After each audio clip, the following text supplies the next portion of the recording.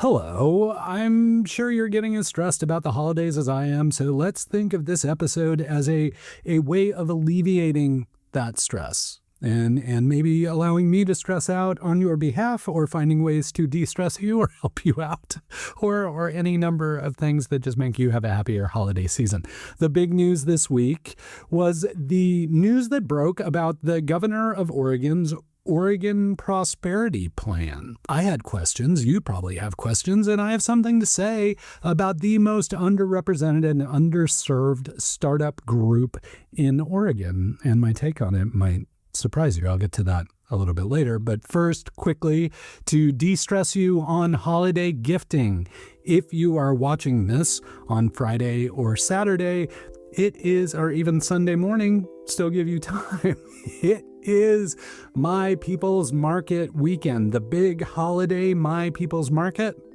These occur regularly throughout the year, but the holiday one is always the biggest and most festive one. So if you're on the lookout for gifts, there's a unique selection of gifts at My People's Market, all local makers, all BIPOC, Black, Indigenous, and other people of color. And I believe they're also having LGBTQIA plus vendors this year, if I remember correctly. So a diverse wealth of gift options for you to give to your family and friends and quickly wrap up all that stressful gift giving. My People's Market, Oregon Convention Center.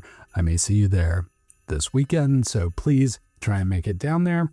I was just thumbing through Blue Sky before I jumped on here, and our friend Jason Lengstorf over at Code TV, he's throwing together just to get together, lower the stress, no pressure, no pitches, no nothing, just get a bunch of people together around food and friends. And so I will link that up if you're interested in hanging out with Jason and the other people who show up. He's got a great channel full of content by developers for developers, and I'm always entertained by the stuff they do. And Jason is just a gregarious, kind person if you get the chance to meet him in person as well. So if that sounds appealing to you, please take Jason up on his invite to go eat with a bunch of other people in town. And then, of course, I realize this is stressful, but this is to help you de-stress. The Oregon AI Accelerator application is due December 15th.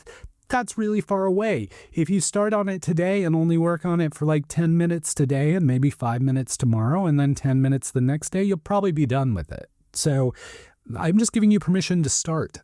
And before you know it, you'll be done, and you'll be done way ahead of the deadline. So Oregon AI Accelerator, the inaugural class of Oregon AI companies, hopefully all Oregon AI companies, but they're allowed to take a few from outside of Oregon. So who knows what the actual mix is going to look like, but I would love to see all Oregon companies in the Oregon AI Accelerator. So if that's of interest to you, of course, I'll link it up, get your applications in. December 15th is the deadline. I doubt they're extending it. They got stuff to do. They've already published the schedule. They got to pick people and make sure they're in the cohort and make sure all that stuff is done. So December 15th, Oregon AI Accelerator. I am clapping at you to get it done. Okay, big news this week. Everybody's talking about the governor's new Oregon Prosperity Plan. What is it? Who knows? Does it contribute, collaborate with, replace the Oregon Innovation Plan, the 10-year Oregon Innovation Plan, into which we are only about halfway, even though we spent a ton of time figuring out that plan that was supposed to, create a groundswell of innovation in Oregon and create the infrastructure to support that innovation. I wrote about that quite a while ago, obviously about 5 years ago. But that's a plan that we had all been kind of paying attention to. And now there's this Oregon Prosperity Plan. It's so thrilling that I'm losing my voice just talking about it. But the thing is, I don't even really know what it is. Now, there's a big gathering next week, which I can't remember the name of, but it's basically everybody gets together from Oregon, like a bunch of support organizations, business support organizations, entrepreneur support organizations, people from throughout the state. They all get together, they dress up in suits and hang out at an event all day and hear people present. I think Mike Thielen, I remember, might be speaking, and then of course politicians speak and other people. It's kind of to give you the state of the state when it comes to business. I really wish I could remember the name of it. Maybe I'll just put it down here on the screen somewhere if I actually look up the name of what I'm talking about. I've been once, and I actually dressed up for it, but I'm not going this year. I think I'll tune in to the live stream and I can link that up as well. Anyway, I digress. What is this Oregon Prosperity Plan?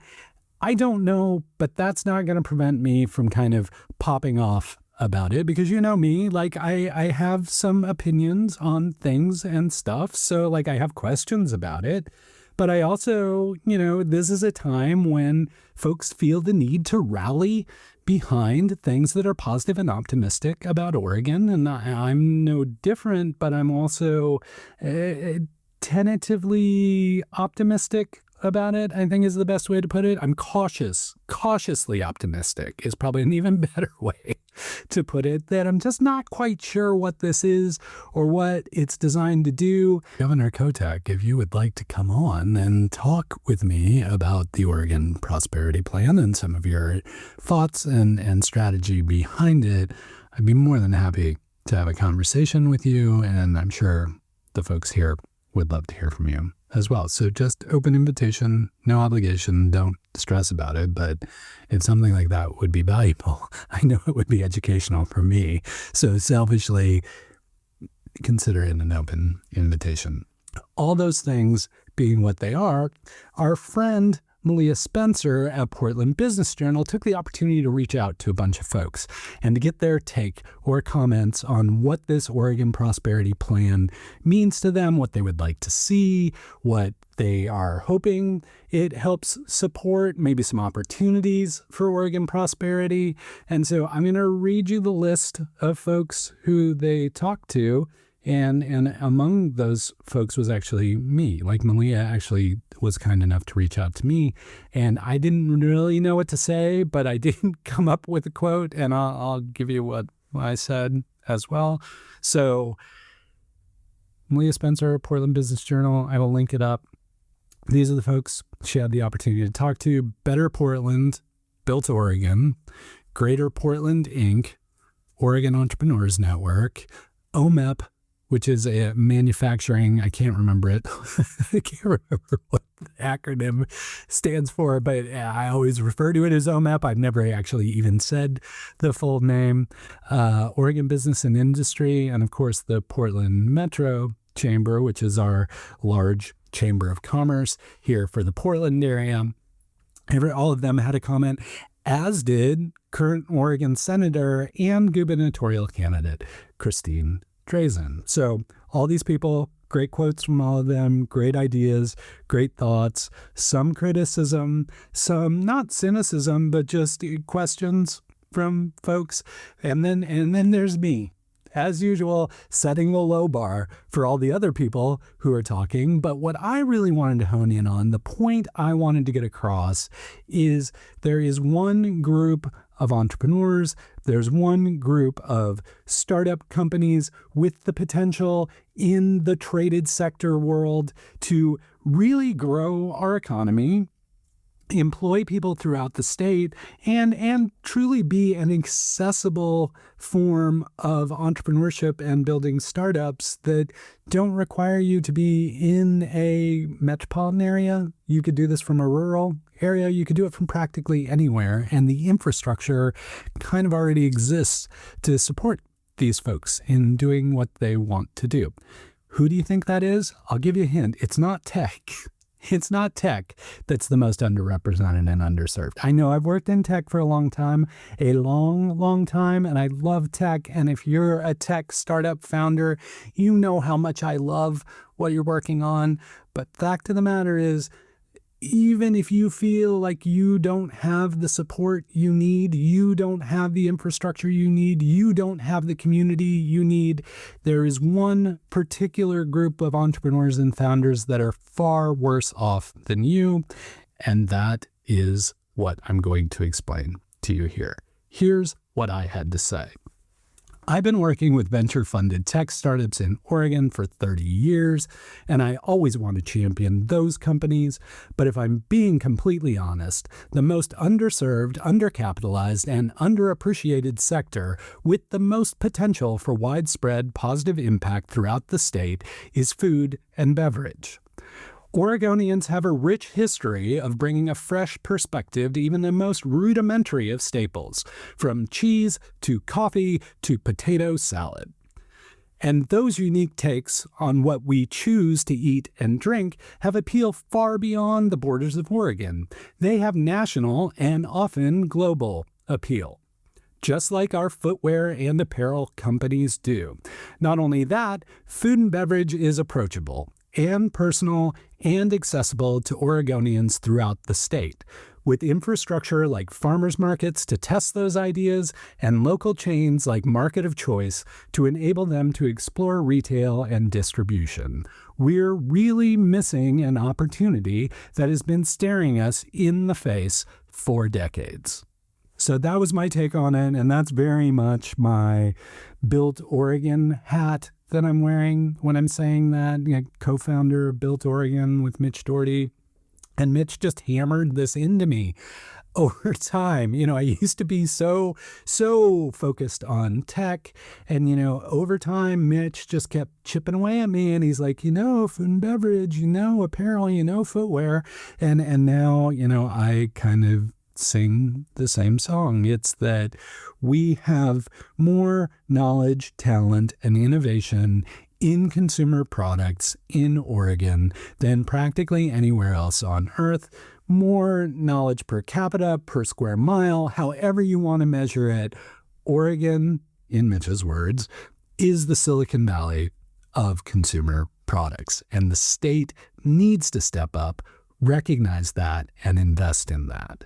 Tech is great. Tech is a shiny object. Tech gets a lot of attention, but it's not the thing that's going to save Oregon. It can be a nice thing to have. It can be an additional thing to have. We can still have an amazing tech startup community without the support of the state. We can do it on our own, but food and beverage needs more infrastructure, needs more state support, needs more ways of collaborating and co-packing and sharing and selling to really help those entrepreneurs build startup venture scale companies. So that's my take. If the state's going to do anything, it should do it around food and beverage, and it should do it fast, because that is the clearest path to generating revenue, to generating employment, and to creating brands that Oregon will be recognized for in the future. Just like Tillamook, just like Reese's, just like the thousands of coffee brands and the thousands of beer brands, food and beverage has a ton of potential here. Tofurkey is an Oregon company. You just got through Thanksgiving. If you had a vegan relative, they probably had some Tofurkey. They have Tofurkey around the world. That is the kind of potential we have here, and I would like to see it realized, recognized, and supported by the state of Oregon. So that's my soapbox. I mean, you may have just clicked through and skipped the whole thing, but if you have a differing opinion, if you think I'm off base, I would love to hear it, but I'm also willing to argue on behalf of all the amazing food and beverage founders that I know, because they're doing amazing work and we're missing an opportunity here, and we need to get serious about it, and we need to invest in it, because that will actually save our state, and anyone in the state can participate. They don't need the resources that an urban environment may have. They don't need a wealth of capital to bring this to fruition. They just need to focus and support food and beverage. Okay? All right, I'm done. Let's move on to different kinds of startups. I wanted to remind you that Demolicious Champion of Champions is coming up, not this week, but the following week. So December 16th, I believe the date is. It's the Tuesday. I'm going to be there. There are going to be 10 startups there taking the stage. Each of those startups has won at least one of the monthly Demolicious gatherings. And I think, well, obviously one company may have won a couple times because we only have 10 companies and there are 11 months. And then this is the 12th month. So, I math real good. And that seems to be what the case was. I seem to remember somebody winning twice. I could be wrong, but that's what I seem to remember. Anyway, you need to show up at the Mission Theater on December 16th to help celebrate these founders. It's the Champion of Champions. It's the best of the best. And whoever wins this pitch competition, they pitch. And then we as the crowd get to vote. I can never vote. I can't pick a favorite. I love all of them. And I love the founders for having the bravery to get up on stage and tell the story about what they're building. So I can't vote, but you can. And so the crowd will vote, we'll pick a winner, we'll have the Demolicious Champion of Champions, and they will get to take home the big old Demolicious title belt. And I'll tell you what, just to sweeten the pot a little bit, it's not going to be a very big sweeten the pot, but I still have some stickers left. I still have some, hopefully the camera is focusing. I still have some of these stickers left. And so I will bring a stack of those stickers. And if you see me at Demolicious Champion of Champions and you want a sticker, just hit me up. I'll give you a sticker. And and then we'll be friends. And then you can put the sticker on your water bottle or your laptop or your fridge, whatever you want. Wherever you put stickers, please feel free to put that sticker up. But I hope to see you there. Demolicious Champion of Champions is the second one. The first one was a huge success. I don't expect this one to be any different. And plus, it's the Mission. It's McMenamin's Mission Theater. It's a great theater. It's very chill, good environment, good energy, good beer, good snacky food, pubby food stuff. So what's not to like? It's a great way to celebrate the holiday season with all your startup friends and you get entertained. So, I will see you there. Come get a sticker. Ask me about a sticker. I'm happy to give you one. Okay, cool. Demolicious Champion of Champions, December 16th. I sincerely hope that's the date because that's when I'm planning to show up. I hope I remembered it correctly. Okay, a couple of interesting posts this week. One felt really clickbaity and was getting a lot of energy, both in Seattle, which the post is about, but throughout the Pacific Northwest and throughout the U.S. I saw it popping up everywhere. The post is titled, Seattle Hates AI. What is my voice doing? Seattle Hates AI. And it's basically this kind of walk the story of a founder who is demoing his AI product to people in Seattle, and they're just kind of turning their nose up on it or not paying attention. They're being AI sucks. So it's the journey of one person through the Seattle tech startup scene. But, the conclusion is Seattle hates AI. Is that true? I don't know. I know there are a lot of people working on AI stuff around there. I know there are a lot of people in Seattle who love AI. We have a Pi alum who's an AI alum in Seattle, empathic, that is doing really well and seems to love AI. So from my perspective, Seattle doesn't hate AI, but this was this person's lived experience, and they took the opportunity to tell us about that experience. So if you're curious about their take and the feedback on an AI startup that he was pitching around Seattle, I'll link that up so you can read that. The other one that I really appreciated was one from Brittany Ellick here in Portland. She works for GitHub. She helps host the Overcommitted podcast, of which I have been a guest.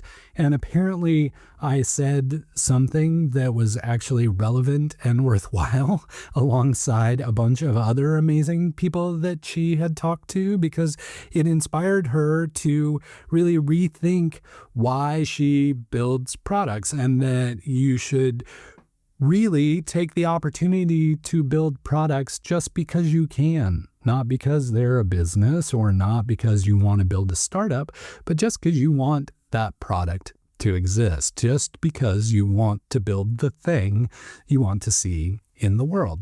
And I felt like this summary really encapsulated the benefit of this post. I encourage everyone to read it, whether you're a founder or somebody who's just tinkering around or a hobbyist. Like, you don't always have to build a business. You can sometimes just build a product, and that product can exist. You know, we used to have these things called hobbies, where you did things because they were entertaining, not because they were a business. And I would love to see more people getting back to hobbies and back to building things for the joy and craft of building them, either with technology or otherwise, because I think that's super important, and I think it's a good outlet, and I think it helps you, and I think it helps you emotionally and mentally and all these other things. So listen to Brittany, go read the post. Here's what she has to say. For most of my career, I've been confusing building products with building businesses, and that confusion kept me from pursuing a lot of ideas. 2 weeks off helped me realize that not everything needs to be a startup, and some of the best things we build are the ones we build just because we want them to exist. You got the holidays coming up. You're going to have some free time, hopefully some quiet time, hopefully some downtime. Maybe take that downtime to just build something just for the heck of it. Just vibe code something, or do something, record a YouTube video, or like write a poem. I don't care. Draw a picture, make a card. Just do something because you want to do it, not because it's a business opportunity. Throw a pot, cook some food, do something creative for you, because you deserve it. And you don't always need to be pursuing the startup hustle porn. You can just do things because you want to do them, because you want to build them, because you want a product to exist. Okay? Okay, please do that. I would appreciate it. Heck, just make a drink, make a cocktail. That's a creative pursuit. Just do that. Super easy. Just do something. Follow Brittany's advice. Read Brittany's post. Make something just for the sake of making it over this holiday season. Before 2026, I want you to make something, please. I want you to, please. That's your pre-New Year's resolution, is that you're going to make something. And you might not even show it to anybody, but you're going to make it. Okay, speaking of holidays, this is the time of year when, lots of holiday parties going on and like gatherings and people, we got the Champion of Champions thing, lots of other gatherings. Like, I've seen Better Portland doing some stuff. I obviously see a lot of the tech groups doing their holiday gatherings. How will you have something interesting to say? How will you be the life of the party with all your wit and trivial knowledge about the world of technology and startups? Well, every day I try and capture a bunch of links from around the internet about interesting things going on in the world of startups and tech. Sometimes they're local, sometimes they're elsewhere, but they're always interesting. Like today, I captured the Netflix acquisition of Warner Brothers Discovery because that seemed interesting. It seemed like something people should pay attention to because Netflix is a form of entertainment in which a lot of us imbibe. So the stuff like that, random stuff, good posts, stuff to make you think, stuff that you can share with other people. Every single day on Silicon Florist, it's the Silicon Florist links arrangement. Some days there are 5 posts, some days there are like 20 links I share. I don't know what I'm doing. I'm just read stuff like, hey, you might like that one. So I put it in the links roundup and kind of share it out every day. And it comes out in the newsletter too. So if you don't want to pay attention to my blog, subscribe to the newsletter and just get it that way. I don't care. I just want you to have it. I just want you're already interesting. All right. I didn't mean to imply you're not interesting. I'm just saying you'll be even more interesting. You'll be exceptionally more interesting, exponentially more interesting if you have access to all these links. I'm just saying, I'm just trying to help you out. Just trying to make you look cool in front of your friends. Okay. So please check out Silicon Florist links arrangement. All right, that's a wrap. This feels like a long episode. I was very ranty. Tonight I'm having a bubbly, not sponsored, or Bublé, if you like Michael Bublé, as many people do this time of year, because he's like the Mariah Carey of Christmas music. Well, I guess Mariah Carey is the Mariah Carey of Christmas music. Anyway, now's the time where I go off the rails.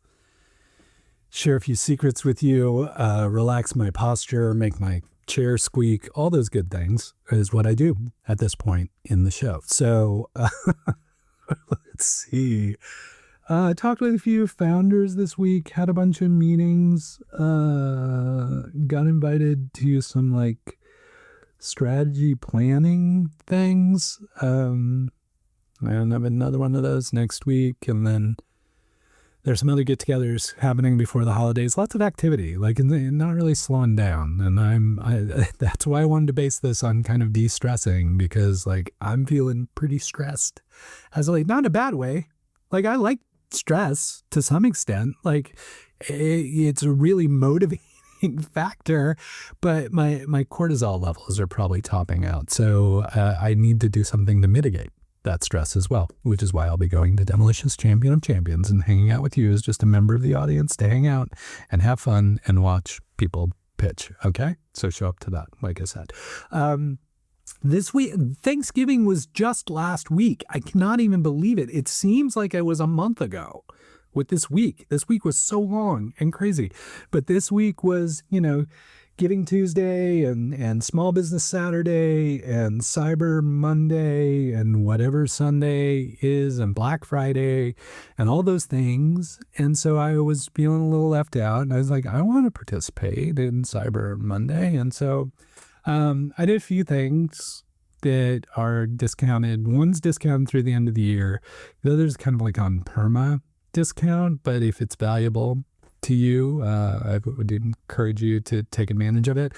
One is I have a Patreon. I don't talk about it a lot, but it really is where I kind of aggregate a lot of the content that I produce, as well as like some extra special stuff for folks there who are patrons of mine on Patreon, try and help them out. Anyway, I discounted the price for the rest of the year. It's like, I don't know, 75% off. I think the annual stuff is already like you get a discount for buying annual. And I think if you use the code that I will provide at the bottom of this thing down in the comments, or maybe I'll do it right here. Maybe I'll do something right here where you have the code on the Patreon. You will get 50%, 75% off of that. I don't know. I think I figured it out. It's like $1.50 or something for a year of supporting me and the work I do on Patreon. You can say I'm a patron of Rick Turoczy, like you were part of the, Medici group as patrons or whatever, or whoever gave money to Van Gogh. I don't know. Whatever. Like, if you want to do that, great. I would love to have you there. It's a really easy way to communicate with me, and it's kind of centralized. So that's one, Patreon. And if you don't want to pay, just show up there. I've got a free tier. You get most all the stuff on the free tier. You don't even have to pay. Just get on Patreon so that I can stay in touch with you more effectively. That's all I'm asking. I miss you. I miss chatting with you. I would love to have you more involved in stuff and things, and I would like to be able to share stuff with you and only you and the other patrons. But you have to be on Patreon to make that happen, so I discounted it. So Cyber Monday deal through the end of the year. It's ridiculously % off. I don't even know how much, but it's like literally less than a cup of coffee in 1985 for a year of Patreon and having to deal with me on Patreon for a year. So everything has pros and cons. It is what it is. So there's that. And then the other thing is I kind of feel like there's all these layoffs going on, but then I also see a bunch of people hiring. And so I just, want to remind folks that there is a job board on Silicon Florist, and I didn't want to make it oppressive or like have too much friction there. So I dropped the prices way down on that. Probably permanently. Like it's really, I charge for it because the service I use to produce the job board costs me money. So I charge money to basically zero out on that. So that's the reason I charge you. If you have jobs, if you're hiring, there's like a short-term one that's like $5 or something. And then there's the usual post, which stays up 45 days. And that's maybe like $20 or something. And I've done away with all the packages and all that kind of stuff. But if you are somebody who has multiple jobs. If you're like, I want 10 jobs, then just hit me up and we'll figure it out. I'll make sure you get that. But so those are my 2 Cyber Monday discounts. What else is going on? Released a couple more conversations with founders, people from our startup community this week. So if those are interesting to you and you enjoy those are available as a completely separate podcast or a completely separate playlist on here. I don't really cloud the weekly news stuff with that. So I try to kind of separate the streams so that you can pay attention to what you want to pay attention to and have access to that. So that's called Startup Stories with Silicon Florist. Of course, we'll link it up and make sure you have access to that, and feel free to subscribe. I'm kind of putting out about 2 a week, trying to keep rolling on interviews throughout the holiday season. So I'll keep 2 a week or so going as long as I can. And if you are a founder who would like to talk to me, who would like to share what you're building with the community and with folks who listen here, then please hit me up. I'll link that up below so you can do that. Or it's just, there's a short link and that will give you all the context you need, as well as an opportunity to submit your application to be interviewed. So there's all that. I hope you're not as stressed about the holidays as I am. Go to My People's Market. Lots of great gifts there, lots of great vendors, lots of amazing people, lots of food and beverage companies. Like I talked about, I'm just saying, food and beverage needs support. So go to My People's Market, go hang out there. There's also entertainment and like food carts and like there's all kinds of, it's just great. Shauna does such a great job on My People's Market. We're really lucky to have her working on it, and all the people are always in, like, it's a really joyous, like both the people who attend, but also the vendors who are there. It's just it's a celebration of our community that you shouldn't miss. So My People's Market this weekend, which is December 6th and 7th. I cheated because I looked at my computer and I could do the math to say Saturday and Sunday are December 6th and 7th. Only other thing I'll mention is like next week is somewhat infamous for being the last week of major funding announcements. So I'm hoping there'll be some big like VC news next week. Hopefully locally. I can tell you that it definitely will be nationally and internationally. It's just always the way it is, because then, after mid-December, most VCs go to, Ibiza or, Saint-Tropez or the Maldives or wherever for a few more, Vail, Sun Valley, if they like the cold and the skiing stuff. But they disappear for about a month before the stuff picks up again, and they deserve it. I mean, they work hard. I'm not casting aspersions. I'm just saying the industry goes quiet. The whole tech industry goes quiet from the holiday-ish mid-December through mid-January. So next week, hopefully we'll hear some big news from hopefully local companies, and I'll be on top of it, but just be prepared for an onslaught of funding announcements, because that's generally what happens next week. Okay. Hope to see you at My People's Market. Hope to see you at Demolicious. We've still got some time on Demolicious, but still, I'm going to keep harping on it. I hope this information lowered your stress and you're feeling happier about the holiday season. I still have to do my Startup Santa stuff to give you some more gift ideas. Can't forget to do that because people hated that so much. All right. I hope you're hanging in there. Take it easy if you can.